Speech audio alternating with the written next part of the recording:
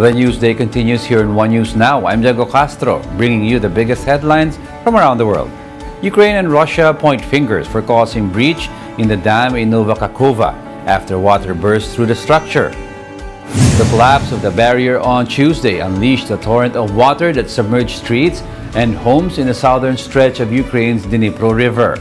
Hundreds of people were evacuated from the area, adding to the misery for thousands who were caught on the front lines of war between Ukraine and Russia. Looking downstream, Russia controls the left bank of the river and the dam itself, while Ukraine holds the right bank. The top Ukrainian diplomat called Russia a terrorist state and blamed Moscow for the dam's collapse. Kyiv alleged that Russia blew up the dam. Russia cannot defeat us on the battlefield. So, it targets civilian infrastructure to try to freeze us into submission. Just Russia blew up a major dam located in Nova Kakhovka, causing significant civilians' evacuations, harsh ecological damages, and threatening the safety of the Zaporizhzhia nuclear power plant. Russia's actions are the actions of a terrorist state, an aggressor. Back in Moscow, Russia accused Ukraine of blowing up the dam as part of a plan to redeploy units for operations against Russian forces. According to Russia, the dam breach and flooding were designed to prevent Russia from attacking near the area.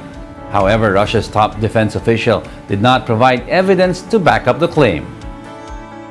Кроме того, по имеющимся данным, значительно увеличен сброс воды из Днепропетровской ГЭС, что ведет к еще большему затоплению территорий. Этот факт свидетельствует о заранее спланированной киевским режимом крупномасштабной диверсии. Canadian Prime Minister Justin Trudeau warns of an especially severe wildfire season this summer. Trudeau said Canada is seeing more intense wildfires in places where they don't normally happen. There are currently 413 active wildfires, including 249 deemed out of control across the country. About 26,000 people are under evacuation orders, including those living in some parts of eastern Canada. The country could be on track for its worst year of wildfire destruction as warm and dry conditions persist. Trudeau said they have invested to train more community-based firefighters across the country. Our modeling shows that this may be an especially severe wildfire season throughout the summer. We're going to get through this together, and our government will keep being there with whatever it takes to keep people safe and provide support. Meanwhile, smoke from hundreds of wildfires in Canada blanketed New York City on Tuesday morning. This prompted authorities to post air quality alerts throughout the Northeast. An expert says the levels of air pollution seen in Canada and the US has become much higher than what are normally seen in a large polluted city in Asia. The US Environmental Protection Agency Tuesday issued a poor air quality alert for New England a day after parts of Illinois, Wisconsin, and Minnesota received a similar advisory. Last week, US officials as far as south as Maryland, Baltimore, Virginia, and Pennsylvania reported being impacted by the wildfires. Fine particle pollution, known as PM 2.5, is what's being measured by experts. The tiny particles are small enough to get past airway defenses and cause breathing problems. These are very hazardous levels to be breathing. Unfortunately, these levels will likely remain high until the fires are out. You know, the levels that people, if they were to be outside, especially if they're exercising, breathing faster, they're going to be inhaling particulates at concentrations that normal smokers would inhale. So days like today are days when people with pre-existing health conditions should really stay inside. We'll be back with more stories after the break. Keep it here on One News.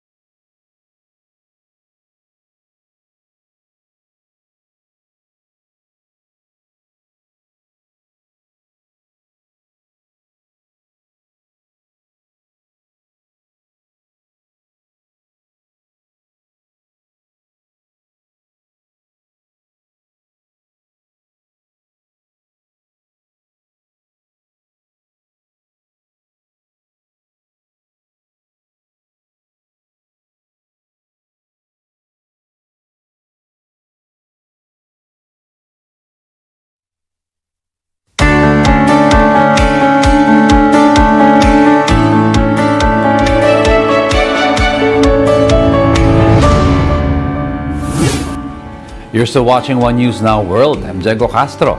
French President Emmanuel Macron marked the 79th anniversary of the D-Day landings with a 100-year-old veteran. Leon Gauthier is the last surviving member of the French commandos who stormed the Normandy beaches defended by Hitler's troops in 1944. During the ceremony, Gauthier presented a student Marine commando with his green beret at a passing out parade at Colville, Montgomery. At Tuesday's ceremony, the young Marine knelt down on one knee to allow Gauthier, who was sitting in a wheelchair, to Macron's side to straighten his beret. Gauthier was one of 177 French Green Berets under the command of Captain Philippe Kiefer, who took part in the Normandy landings. More than 150,000 Allied troops invaded France to drive out Nazi Germany forces.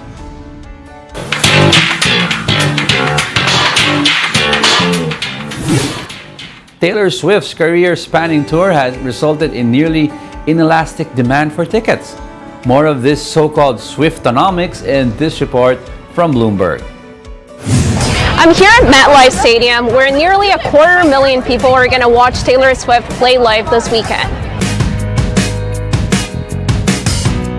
With the Taylor Swift's Eras Tour in full swing, millions of Swifties are learning a real-world lesson in the mechanics of supply and demand like no Milton Friedman textbook could ever teach.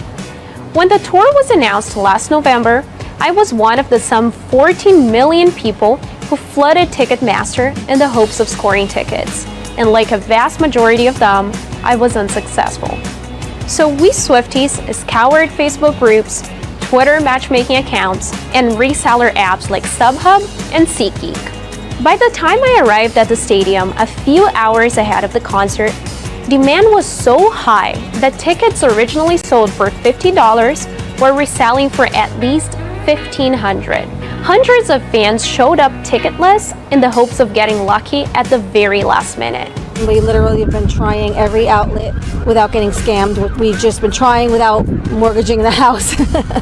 So this is pretty much our last hope to try to get in here tonight. Throughout the tour, the Twitter account Eras Tour Resale has garnered more than 150,000 followers by matching fans with sellers willing to trade verified tickets without a profit. Angel Richards, one of the 3 admins behind the account, says real fans are willing to behave altruistically and forego a profit to make other Swifties happy. The demand is so high that thousands of people will come around and wait. So yeah, even if we're helping 1 to 10 to 100 people, no matter what, it's rewarding. Yeah. In Economics 101, that's called demand and elasticity. Even as the price of a good or a service rises, demand remains high. In Swiftonomics, that's a product of post-pandemic demand for experiences, as well as Swift's own mastermind decision to showcase her full discography on the tour. For 3.5 hours, she sings, plays on the guitar and the piano, and dances to songs that span across her 17-year-long career. And those are the top world headlines of the hour. Join us again at 9 a.m. as we continue to monitor the day's biggest stories. Coming right up is Agenda at 8 a.m. I'm Diego Castro. We are One News. All sides, all the time.